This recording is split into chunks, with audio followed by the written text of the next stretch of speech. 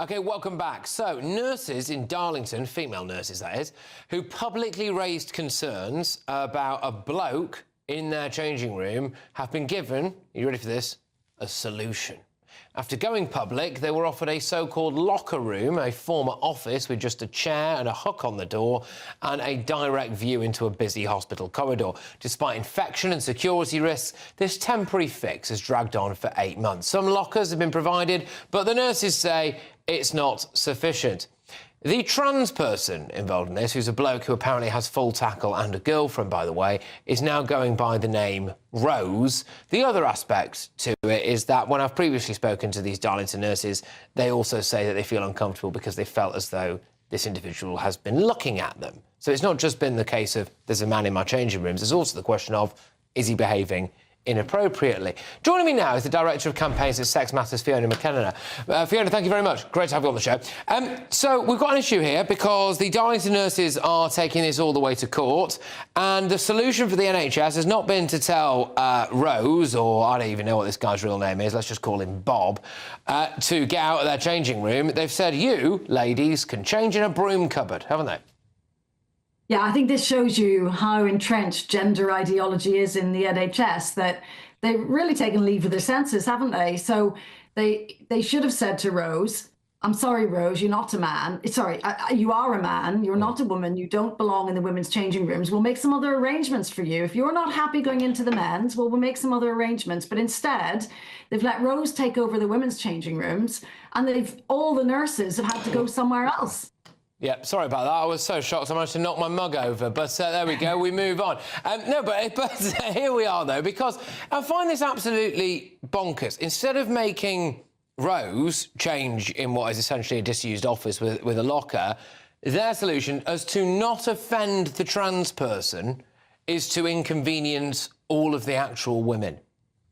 Yeah, well, they've all signed up to this belief that, you know, somehow the decent thing to do is to play along.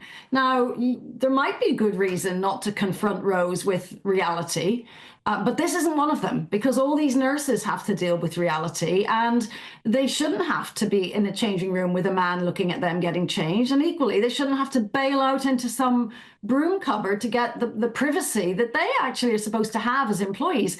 You know, it's part of the law, the workplace regulations, that you're supposed to provide separate men's and women's. So it's quite an extraordinary thing that the NHS, this NHS trust, but also right across the country, seems to have forgotten.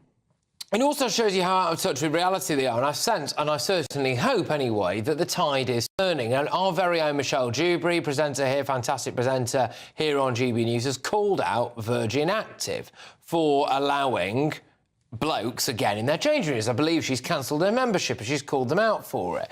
You know, why on earth is this still happening? Seriously, under the banner of inclusivity, it seems absolutely fine to just sacrifice women at the trans altar. I think that's your answer, sadly. And, you know, it's pretty tough being a woman and having to say that that's the case, that all of these people, employers, service providers, seem to think that the feelings of a trans-identifying man matter more than the privacy and the dignity and the feelings and the peace of mind of women, whether those are their employees or their members, like in a gym. It just makes me, well, I mean, not actually laugh, but you know what I mean. When I think about this idea about during the pandemic, you know, the NHS was saying, oh, you know, we need to go outside and clap for our nurses and what a great job. And they were doing a fantastic job, a lot of them, right? And I'm sure that these actual ladies in Darlington were doing a tremendous job. I've spoken to them, I interviewed them a little while ago, you know, and they just seem like absolute salt of the earth people. But they just get absolutely thrown to the wolves the second they say, I don't want to share my changing room with a bloke. So the actual, all of this stuff, go and clap for the nurses, brilliant, they're saving lives. Oh, hang on a minute, they don't want to share a changing room with Bob. Oh, well, you can get lost, and they end up having to take them to court over it. I'd find it absolutely astonishing, the priorities that we've got in society.